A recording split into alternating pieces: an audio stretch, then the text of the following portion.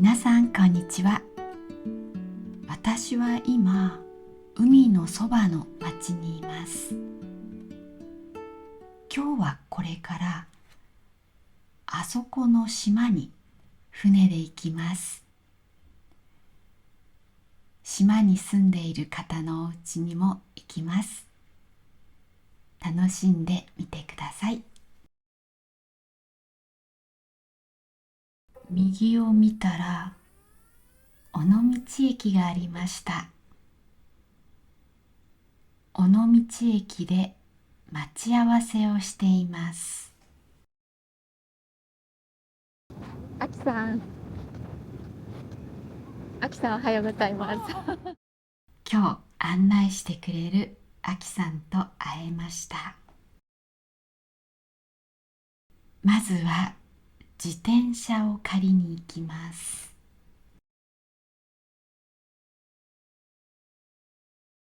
しまなみレンタサイクルと書いてあります。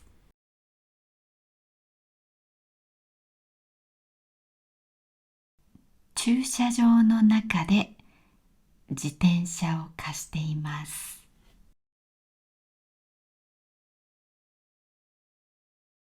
列に並びます。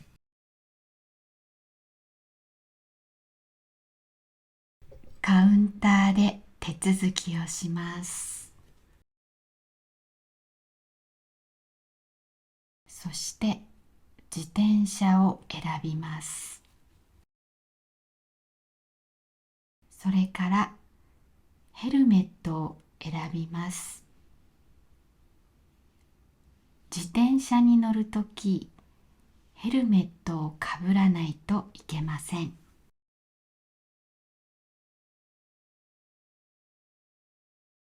あきさんはオレンジの、私は灰色のにしました。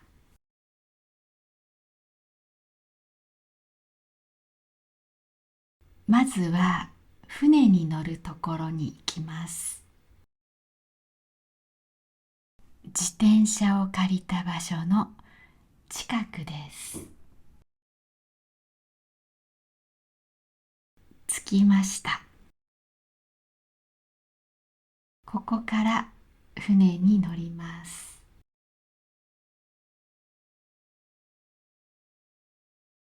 暑いのでお水を買います。それと船に乗るための小銭、コインが必要です。船に乗りますよ。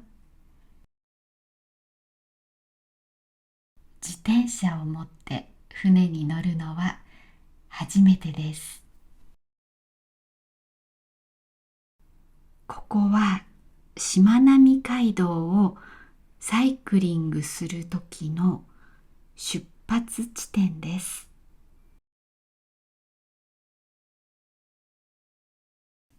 しまなみ海道は6つの島を橋でつないでいます。その橋を通って四国まで自転車で行くことができます。私たちは一つ目の島に住んでいる人の家に行きます。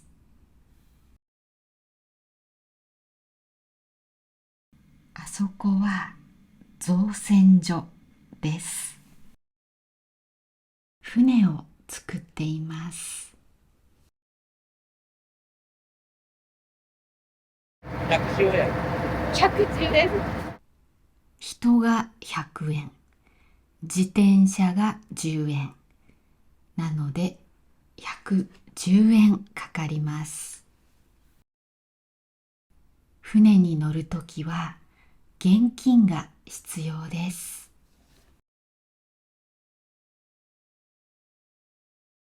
あっという間に着きました。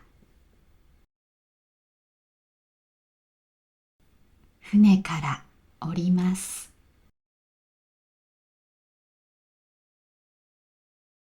船に乗る人が待っています。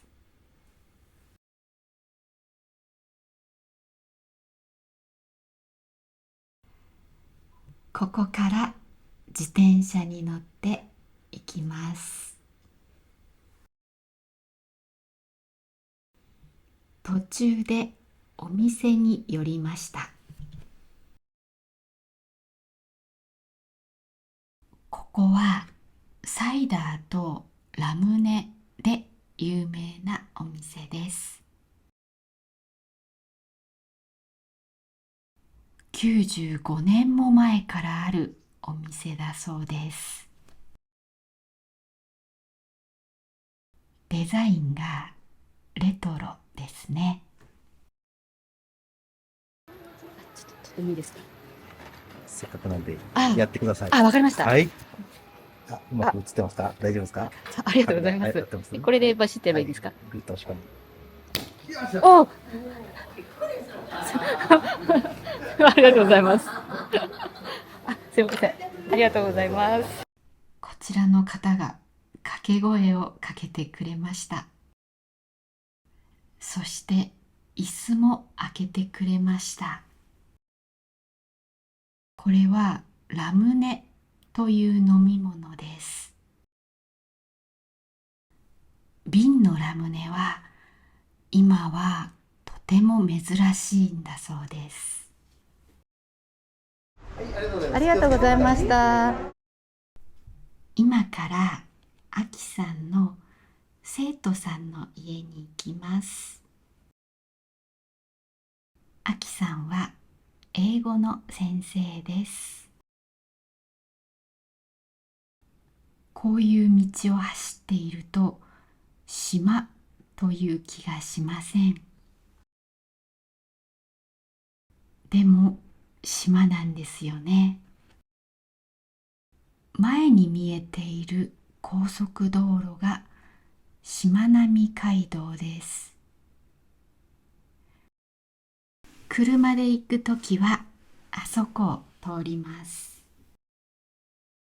ガソリンスタンドがあります。セブンイレブンもあります。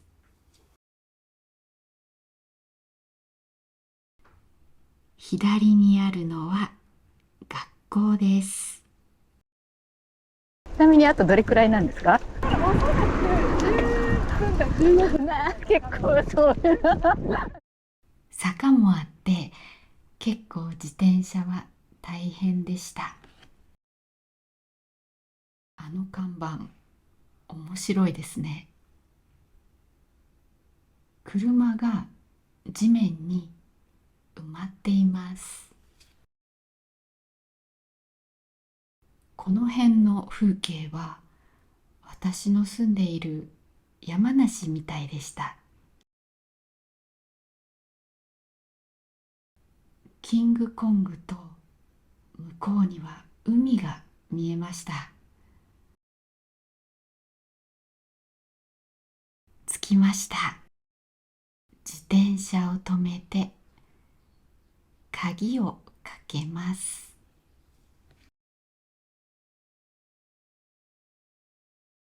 ではお邪魔しましょう。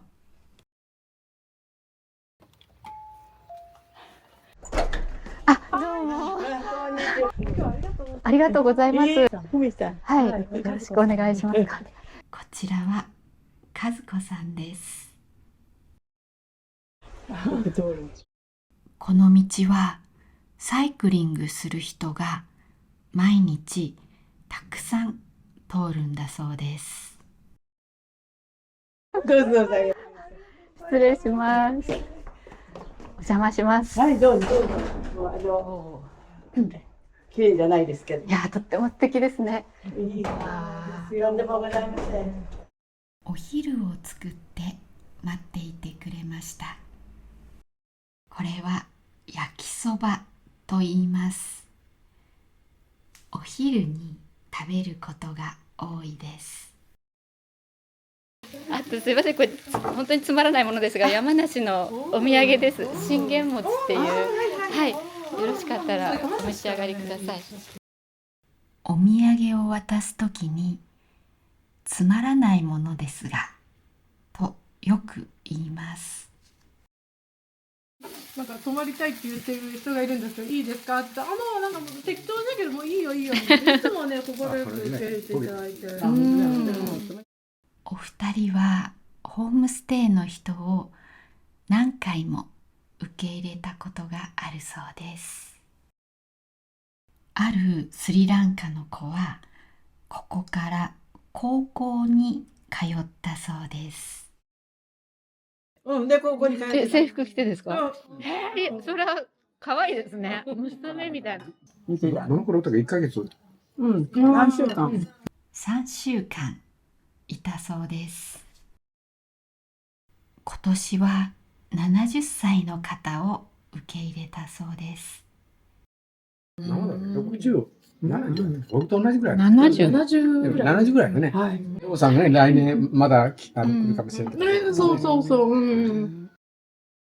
その方はまた日本に来たいと言っているそうです。多分すごくいい時間を過ごしたんだと思います。ホームステイに来た方が泊まる部屋を見せてもらいます。ここに布団を敷いて寝ます。ここは床の間と言います。床の間はお客様用の部屋にあります。花を飾ったりします。この花は庭に咲いていた花だそうです。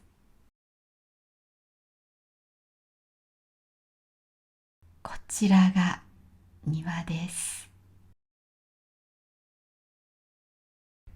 あそこではゴルフの練習をしているみたいですね。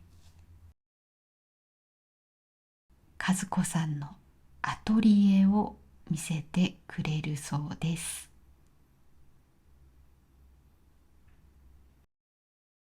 すごく大きな作品があります。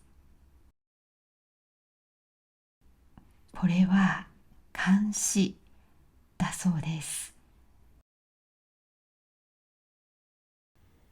漢詩というのは中国の昔の時代の詩です。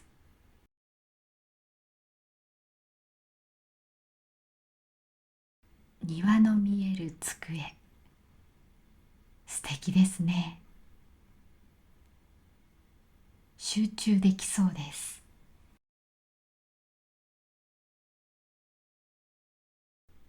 立派な筆がたくさんあります。これ、なんて書いてあるかわかりますか？ヒントは花の名前です。答えは桜です。桜っぽいですよね。文字は2本の筆で書いたそうです。こちらは難しいですよ。読めますか？雑草のように強く生きたいです。雑草というのはその辺に生えている草です。植えていないのに生えてきます。とても強いものです。興味深かったのはこれです。これ、紙に折った跡やシワがありますよね。これがこれがこうなってくるんです。シワも何もない状態になるんだそうです。すごい技術です。これも監視だそうです。でも今こういうことができる人たちも減っているんだそうです。和子さんのお家では書道をしたり、それから着物を着たりもできるんだそうですよ。今から島を案内してもらいます。車で行きます。ありがとうございました。では出発です。家を出てちょっと行くとすぐ海がありました。プライベートビーチです。ここやね、モアイ像がある。モアイ像？なんとモアイ像がありました。不思議すぎます。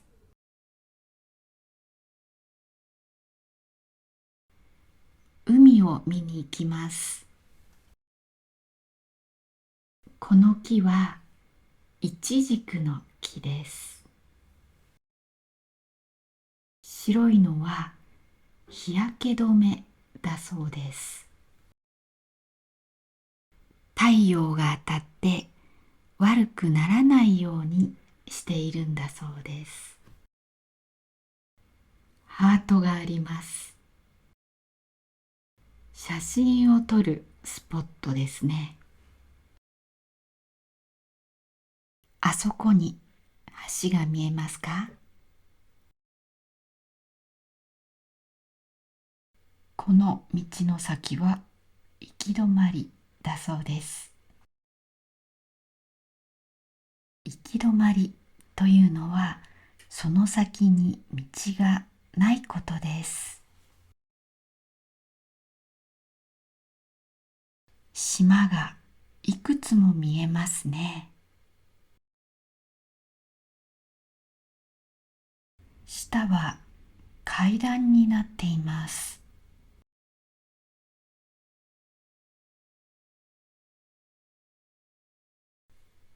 ここを曲がるとお知り合いの方の家があるそうです。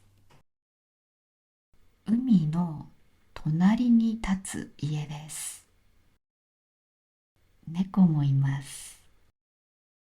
海の隣に住むなんて素敵ですね。手作りのお菓子をもらいました。南アフリカのレシピだそうです。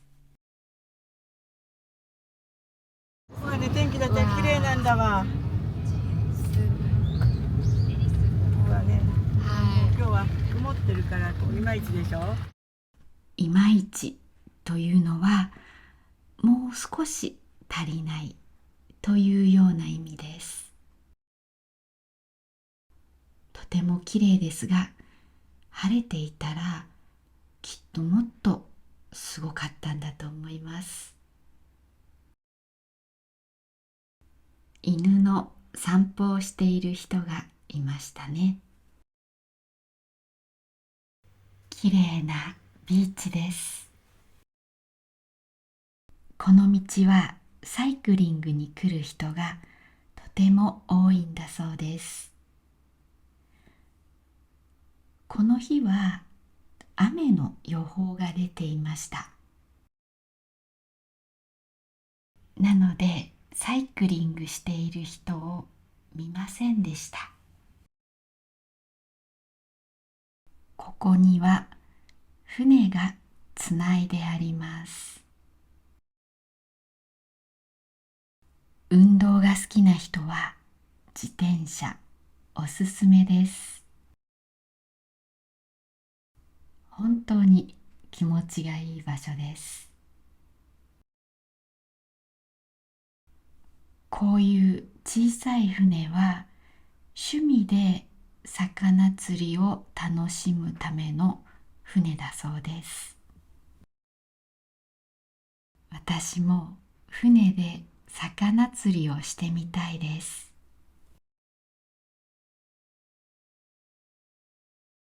これはゲストハウスだそうです。外国の人がよく泊まっているそうです。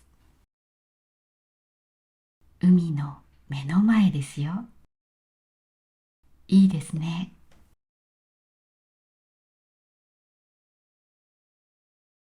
さっきのゲストハウスにサーフィンのボードがありました。ここではパドルサーフィンができるんだそうです。パドルサーフィンというのはサーフボードの上に乗ってパドルで漕ぐものだそうです。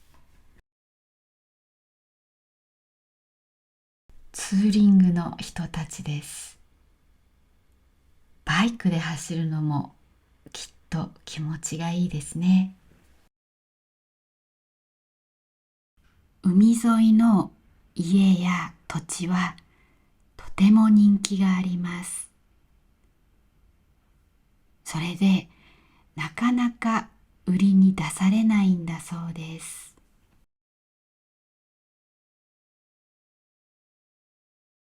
このビーチは泳ぐのにいいそうです。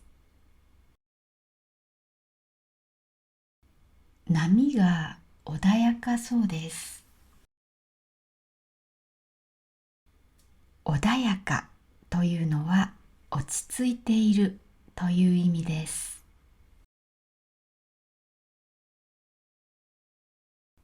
橋が見えてきました。しまなみ海道の2番目の橋だそうです。ここがハワイアンパンケーキ。そうそうそうそうそう。パンケーキが有名なお店だそうです。さっき見た橋が近づいてきました。この橋は自転車で通れます。自転車はこの橋の中を通ります。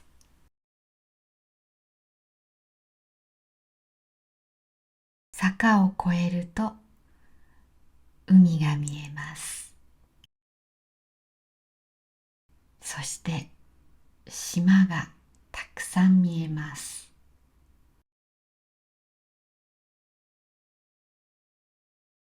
では、ここから家に戻ります。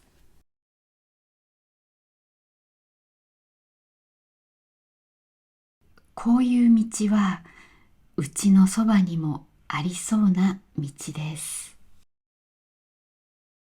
でもちょっと行くと海があって島が見えてとても不思議でした。私がいつも見ている景色とは全然違いました。今ね先生バラがすごいなって。だから連れてってあげてもいいんだけど。はい、ありがとうございます。もういっぱい本当にでもいろいろ考えてくれってて。いうここにホームステイしたゲストはこうやっていろんなところが出てってもらえるという。和子さんはとっても親切でした。和子さんご夫婦は6月にもシンガポールから来るご夫婦のホームステイを受け入れるそうです。この島で和子さんのお家でホームステイできるなんて本当にラッキーだと思います。でも実は皆さんもできるんです。あきさんが10日間のホームステイプログラムを企画しています。9月からは毎月あるそうです。一つの家庭に一人ずつ泊まるので、1回に参加できる人数は6人までです。旅行の一番の思い出は、その土地の人との交流じゃないですか。ホームステイでは家庭の人と深い交流ができます。一生の思い出になると思います。リンクを概要欄に貼っておきます。素敵なものをたくさん見せていただきました。ありがとうございました。はい。これから自転車で船に乗るところまで戻ります。あきさんが何か見つけたようです。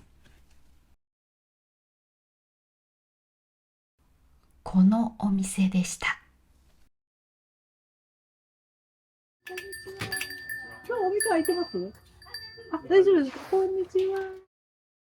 このお店はできてから102年だそうです。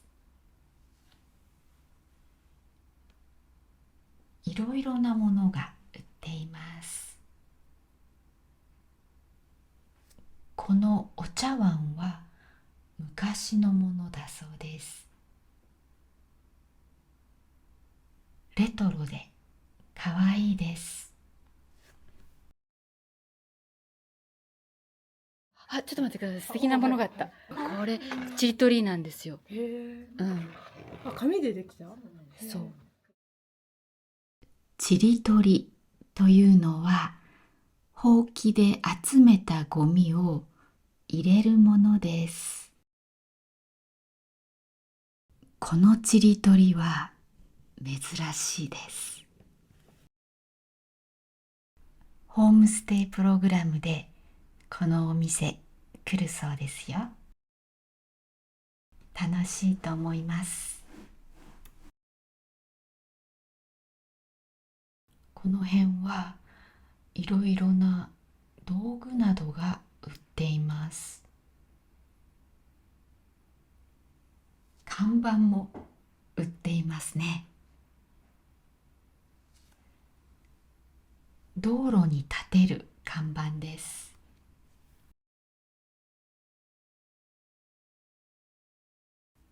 この子の名前はメルシーちゃんだそうです。かわいいですね。亀もいました。もう30歳ぐらいだそうです。ありがとうございました。失礼します。船が出る場所に着きました。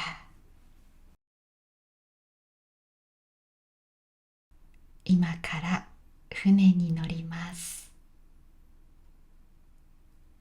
船には普段乗らないのでワクワクします。この船は車も乗る船ですね。お金は船の中で払うようです。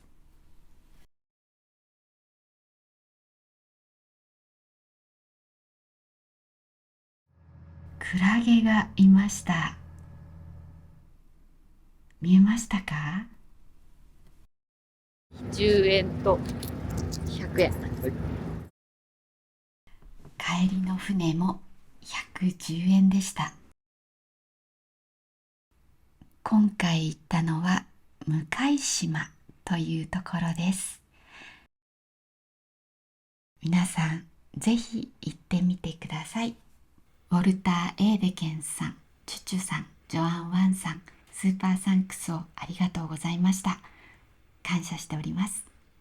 Lastly, I'd like to share a comment. It's a question from Raju-san. Nowadays, I am your regular viewer. I have passed JLPT N3 from Nepal, and now it's been 3 months living in Japan, but unfortunately, I can't speak Japanese properly. How can I improve? Thank you for your question. I think the reason you're having trouble speaking Japanese might be because you're not yet comfortable forming sentences in Japanese. If that's the case, here's a simple and effective idea. Try writing 5 sentences in Japanese every day as a diary. The first 4 should be just facts. For example, where did you go? What did you do? Who did you meet? And the last sentence should be about your feeling. How did you feel when you did those things? Then ask ChatGPT to correct your sentences. Doing this every day will really help you get used to thinking in Japanese. If by can't speak properly you meant pronunciation, I also offer a subscription course focused on Japanese pronunciation and speaking practice. And this part is for everyone watching. I really want to help Japanese learners improve their Japanese, and I'd like you to speak with confidence. That's why I created a course to help you improve your pronunciation, rhythm, pitch accent, and intonation. If you want to feel more confident when speaking with Japanese people, please check out my subscription course. You can find the link in the description. Thank you so much for watching till the end, hitting the like button and sharing it with friends. Have a great day everyone, and see you in the next video. またね。